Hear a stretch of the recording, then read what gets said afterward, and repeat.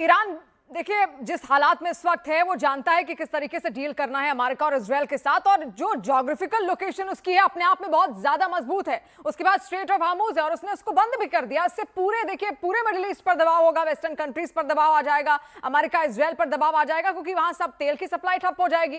तो ईरान अपनी महत्ता समझता है कि वो है कहां पर। जी बिल्कुल। ईरान की पूरी कोशिश यही रहेगी कि तेल की सप्लाई डिस्टर्ब हो जाए। अगर तेल की सप्लाई जैसा आपने बताया डिस्टर्ब होती है तो मैं समझता हूँ कि ग्लोबल इकोनॉमी पे असर पड़ेगा। एक अमेरिका की भी इकोनॉमी काफ़ी वीक है। अमेरिका भी इस पोजीशन में नहीं है कि बहुत लंबी लड़ाई लड़ सके।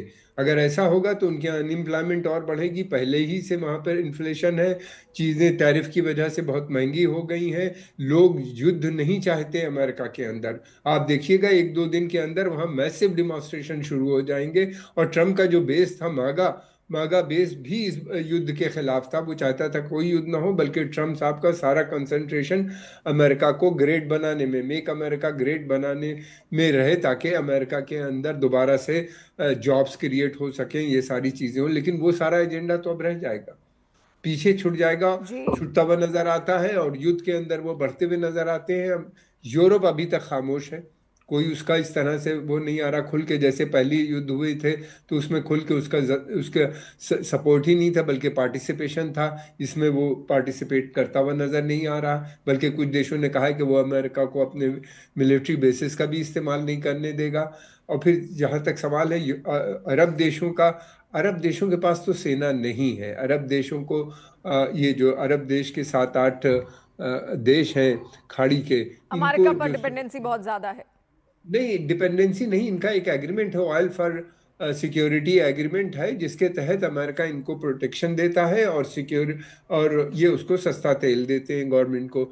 दूसरी बात ये भी है कि ये सभी देश सेना बनाने के पक्ष में नहीं थे, क्योंकि इजिप्ट में, सीरिया में, इराक में, लीबिया में और बहुत से देशों में सेना कू करके सत्ता में आ गई थी। तो इनको लगा कि इनका छोटे छोटे देश हैं, यहाँ सेना अगर अच्छी बनाते हैं, स्ट्रांग बनाते हैं, तो ये भी आ जाएंगे, कू करके आ जाएंगे। इसलिए कि उस समय पहले काफ़ी अरब नेशनलिज्म जोर पे थी। दूसरी बात ये भी है कि अरब देशों के अंदर इस समय ईरान की अच्छी छवि है पब्लिक के अंदर, क्योंकि ईरान अकेला देश है जिसने पैलेस्टीनियन को खुल के सपोर्ट किया, और उसके जी जो जो जो दूसरे समर्थक ग्रुप थे उन्हीं ने भी खुल के लड़ाई लड़ी। जबकि अरब देश जो थे वो इसराइल का सपोर्ट कर रहे थे। वहाँ इन सभी देश की हुकूमतें जो थी, खासतौर से यूएई तो बहुत ही क्लोज संबंध है उसके इसराइल से। तो ये जो चीज़ें थी उसकी वजह से वहाँ के ऊपर। दूसरी चीज़ ये भी है कि जो इस्लामिक मिलिटेंट ग्रुप्स थे ये भी बिल्कुल खामोश रहे, नहीं बोले हैं वहाँ के ऊपर। तो वहाँ के ऊपर इस समय अरब देशों में नेशनलिज्म बढ़ रही है। शिया सुन्नी डिस्प्यूट में भी कमी नजर आती है हमको। अब देखना क्या है आगे कैसे होता है। अमेरिका दुनिया का सबसे शक्तिशाली देश है, उसके पास अथाह ताकत है। इसराइल के पास भी शक्ति की कमी नहीं है। इसराइल भी लगातार अमेरिका के ऊपर जी ये लोग अटैक कर रहे हैं। और लेकिन ये है कि ईरान की कोशिश ये है कि युद्ध को लंबा छेड़ने की। और ये अगर खुमैनी पे अटैक होता है तो मुझे लगता है कि फिर तो वहां पे मुश्किल ये होगी कि रिवोल्यूशनरी गार्ड सत्ता में आ जाएंगे। और रिवोल्यूशनरी गार्ड के सत्ता में आने में कि मतलब ये है कि फिर तो कंट्रोल से बाहर हो जाएगा ये मामला। और तमाम जो युद्ध है उसको रोकना भी मुश्किल होगा। वो अभी सेंट्रल लीडरशिप है उनकी बनी जी हुई है, इसलिए बहुत सी चीज़ें हैं। अमेरिका की पॉलिसी ये है कि जो हार्ड लाइन लीडरशिप है उसको चुन चुन के मार दो, ख़त्म कर दो, और मॉडरेट ताकि बेशक इस्लामिक अमेरिका का हमेशा से ही ऐसा रहा है कि अगर आप हमें नहीं सुनेंगे हम आप पे दबाव बनाने की कोशिश करेंगे। लेकिन आपने एक बात यहां पर कही कि अमेरिका सुपर पावर है, कुछ भी कर सकता है, अच्छी खासी बड़ी आर्मी उसके पास है, दुनिया की सबसे मजबूत आर्मी उसके पास है।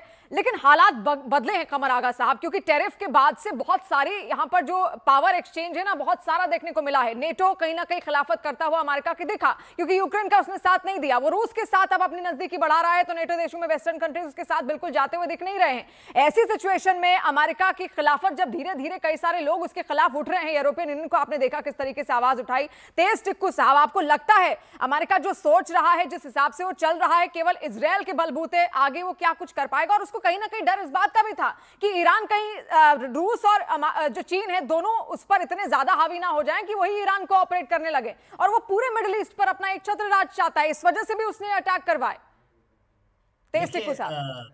देखिए, अमेरिका के अपने इंटरेस्ट है वेस्ट एशिया के अंदर और ये जो आप देख रहे हैं हो रहा है, ज़रूर ये है कि इज़राइल की तरफ से लग रहा है कि अमेरिका लड़ रहा है, लेकिन अमेरिका और इज़राइल एक साथ ये लड़ाई लड़ रहे हैं क्योंकि वो मिडल ईस्ट की पूरी जो पुरानी चल रही आ रही है परंपरा, जो स्ट्रैटेजिक इंटरेस्ट हैं, जो लोग किसके पक्ष में हैं, किस पे पक्ष में नहीं है, ऑयल पर कब्ज़ा बहुत ही डिस्टर्ब्ड एरिया रहा है एक्चुअली जब से ऑटोमन एम्पायर ख़त्म हुआ, लेकिन ख़ासकर तब से जब से इज़राइल बना हुआ है, तो मुझे लगता है ये लॉन्ग टर्म प्लानिंग है अमेरिका की कि किसी न किसी तरीके से इस पूरे रीजन को जो है रीफैशन किया जाए, इस प्रकार से रीफैशन किया जाए कि ये पूरा अमेरिकन इन्फ्लुएंस में आ जाए।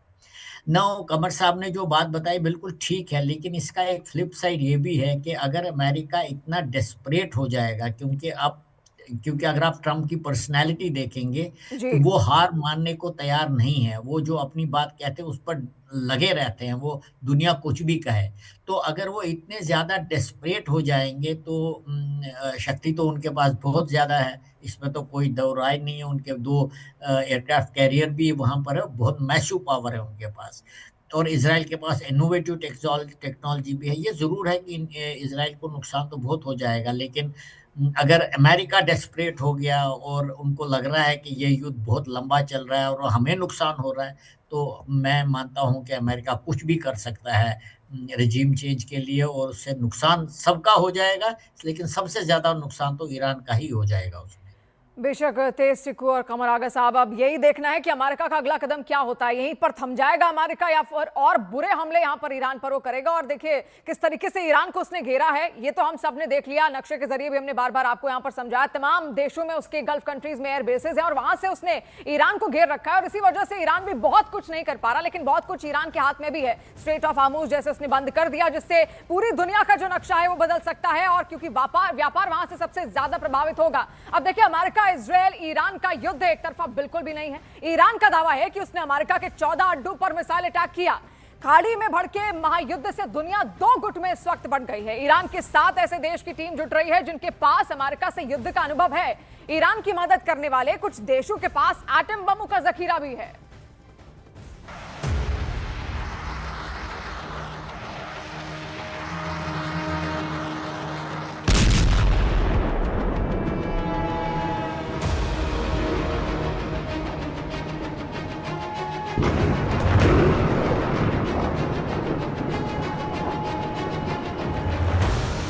ईरान से अमेरिका इजराइल के युद्ध में खामेनेई की लड़ाका फोर्स कूद गई है। हिजबुल्लाह और हूथी ने अमेरिका इजराइल पर तूफानी हमलों की शुरुआत कर दी है। तेल अवीव से हाइफा तक वॉर सायरन का खौफ गूंज रहा है।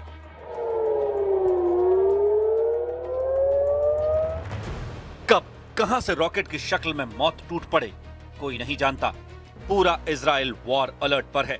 तेल अवीव में मौजूद एसोसिएट प्रेस के रिपोर्टर को सुनिए, युद्ध का कैसा माहौल है। You can hear the sirens are going off right now, and this is indicating essentially that there is a barrage of missiles, Israel's army says, coming towards Israel from Iran. Iran जोरदार टक्कर दे रहा है, मगर ज्यादा देर तक Iran अकेले युद्ध में टिक पाएगा इसकी उम्मीद कम है। वजह ईरान का खाड़ी में मुस्लिम देशों पर तूफानी हमला है। ईरान ने उन देशों पर मिसाइलों की बौछार कर दी है जो अब तक अमेरिका को युद्ध से रोकते आए हैं। जाहिर है ईरान ने खाड़ी के 10 देशों से बैर ले लिया है। ईरान के हमलों से सऊदी अरब भड़क गया है। सऊदी अरब ने अमेरिका के सैन्य ठिकानों पर मिसाइलों की बौछार का बदला लेने की धमकी दी है। ईरान के पलटवार के बाद से यूएई, कतर, कुवैत, बहरीन और जॉर्डन का दिमाग गर्म हो गया है। जॉर्डन खुलकर इजराइल अमेरिका का युद्ध में साथ दे रहा है। जॉर्डन ने अपने हवाई इलाके में 2 ईरानी मिसाइलों को मार गिराया है। यानी अमेरिका इजराइल के साथ अब अरब वर्ल्ड भी ईरान के खिलाफ हो चुका है। यूरोपीय शक्तियों का स्टैंड पहले से क्लियर है, वो सुपर पावर के साथ हैं, तो फिर अब ईरान को युद्ध में हथियार कहां से मिलेंगे? ईरान को युद्ध में साथ कौन देगा? ईरान की उम्मीदें जिन पर टिकी हैं वो सब अमेरिका के कट्टर दुश्मन हैं। ईरान को रूस से सबसे ज्यादा मदद की उम्मीद है। रूस जिसके पास दुनिया में सबसे ज्यादा विनाशकारी हथियार यानी 5600 एटम बम हैं। पुतिन की सुपरसोनिक मिसाइलों को सबसे विध्वंसक माना जाता है। रूस के बम वर्षकों की काट किसी के पास नहीं है। ईरान ने यूक्रेन से युद्ध में रूस को फाइटर ड्रोन से मदद पहुंचाई थी। अब बारी पुतिन के एहसान चुकाने की आ गई है। अमेरिका इजराइल के हमलों के बाद रूस ने यह कहकर ट्रंप की टेंशन बढ़ा दी है कि उन्होंने अपनी असलियत दिखा दी है। पुतिन के राइट हैंड कहे जाने वाले दिमित्री मेदवेदेव ने ट्रंप को धोखेबाज तक कह डाला है। मतलब रूस युद्ध में आने के लिए तैयार है। पुतिन के साथ शी जिनपिंग ने भी ईरान को बैकअप देना शुरू कर दिया है। चीन के पास कुल 600 परमाणु बम होने का अनुमान लगाया जाता है। चीन के पास लॉन्ग रेंज मिसाइलों का सबसे बड़ा गोदाम है। चीन की नेवी और एयरफोर्स भी बहुत ताकतवर है। चीन ने युद्ध के बीच ईरान से एंटी शिप क्रूज मिसाइलों की डील फाइनल की है। इन दो पावरफुल देशों के साथ ईरान के लिए युद्ध में उत्तर कोरिया के उतरने के पूरे आसार हैं, क्योंकि किम जोंग उन ट्रंप के कट्टर दुश्मन हैं। यही नहीं, पुतिन के एक इशारे पर Kim Jong Un atom bomb का ट्रिगर दबाने की धमकी देते रहे हैं। उत्तर कोरिया के पास 50 से ज्यादा एटम बम हैं। किम जोंग उन की मिसाइलों की रेंज अमेरिका तक है। यही नहीं, किम के पास हाइड्रोजन बम भी है। ये तीन महाशक्तियां ही ट्रंप से लोहा लेंगी। इसके बाद अगर किसी के गेम चेंजर बनने का चांस है तो वो तुर्की है, जो फिलहाल तो अमेरिका के साथ दिख रहा है, लेकिन तुर्की ने ईरान पर हमलों का हमेशा विरोध किया है। तुर्की का साथ ईरान को मिलता है तो नेटो देशों का गठबंधन भी टूट सकता है, जिसके बाद युद्ध बराबरी का होगा। कुछ मामलों में ईरान का ग्रुप सुपर पावर पर भारी पड़ सकता है।